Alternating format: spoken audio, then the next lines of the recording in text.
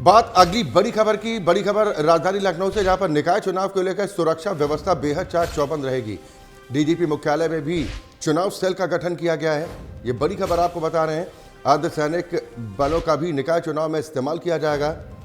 70 कंपनियां सीआरपीएफ की और 110 कंपनियां पीएसी की तैनात रहेंगी। ये बड़ी खबर इस वक्त आपको बता रहे हैं राजधानी लखनऊ से। अपराधियों के खिलाफ कड़ी कार्रवाई करने के निर्देश भी जारी किए गए हैं, यानी निष्पक्ष तरीके से चुनाव प्रक्रिया संपन्न हो, इसको लेकर कवायद लगातार तेज की जा रही है। ये बड़ी खबर आपको बता रहे हैं। अवकाश के दिनों में भी नामांकन केंद्र खुले रहेंगे। निकाय चुनाव को लेकर सुरक्षा व्यवस्था बेहद चाक चौबंद रहेगी। बड़ी संख्या में सुरक्षा बलों की तैनाती रहेगी। डीजीपी मुख्यालय में भी चुनाव सेल का गठन कर दिया गया है। अर्धसैनिक बल का भी निकाय चुनाव में इस्तेमाल होगा, यानी कि सुरक्षा के लिहाज से किसी तरह की कोई कोताही नहीं बरती जाएगी। 70 कंपनियां सीआरपीएफ और 110 कंपनियां आरपीएफ की तैनात की जाएंगी। अपराधियों के खिलाफ कड़ी कार्रवाई करने के निर्देश भी जारी कर दिए गए हैं। ये बड़ी खबर आपको बता रहे हैं। प्रदेश में इस बार 13,757 मतदान केंद्र बनाए गए हैं। अवकाश के दिनों में भी नामांकन केंद्र खुले रहेंगे। इस बात की जानकारी भी दी गई है, निकाय चुनाव को लेकर सुरक्षा व्यवस्था में किसी तरह की कोई कोताही नहीं बरती जाएगी। इस संबंध में निर्देश जारी कर दिए गए हैं। साथ ही डीजीपी मुख्यालय में भी एक सेल का गठन किया गया है। अर्धसैनिक बलों का निकाय चुनाव में इस्तेमाल किया जाएगा। सुरक्षा के लिहाज से 70 कंपनियां सीआरपीएफ की, जबकि 110 कंपनियां पीएसी की तैनात की जाएंगी। अपराधियों के खिलाफ कड़ी कार्रवाई करने के निर्देश भी जारी किए गए हैं। प्रदेश में इस बार 13,757 मतदान केंद्र और 43,263 बूथ बनाए गए हैं। अवकाश के दिनों में भी नामांकन केंद्र खुले रहेंगे।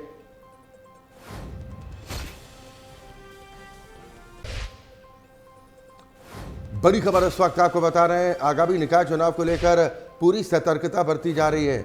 अर्धसैनिक बलों का निकाय चुनाव में इस्तेमाल किया जाएगा, यानी कड़ी सुरक्षा व्यवस्था के बीच मतदाता अपने वोट की ताकत का इस्तेमाल कर पाएंगे। 70 कंपनियां सीआरपीएफ की, 110 कंपनियां आरपीएफ जवानों की तैनात की जाएंगी। अपराधियों के खिलाफ सख्ती से निपटने के निर्देश जारी किए गए हैं। इस बार 43,263 बूथ बनाए गए हैं।